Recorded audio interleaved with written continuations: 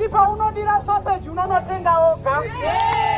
Kana kundonaitwa ropafadzo cheza. Chini kandidate yacho ndatimuzongotiona zuva ranhasi.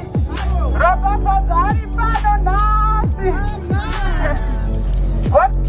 Sezvamuri kunzwa muri Zimbabwe, vanhu veBlue Movement ayo vauya hoti vataura mashoko ekuti muri Zimbabwe ende munovhotera chepo ende munovhotera Blue Movement kune mabasa, nekuti mapurisa chaiwo ari kushanda mugovernment ari kutobraiba vanhu kuti vakwanise kuwana mari, nokuti yavari kutambira chaiwo haisi kukwana, iri kutoshota, haisi kuita kuti vakwanise kuchengeta mhuri dzavo nekutenga zvavanoda chaizvo.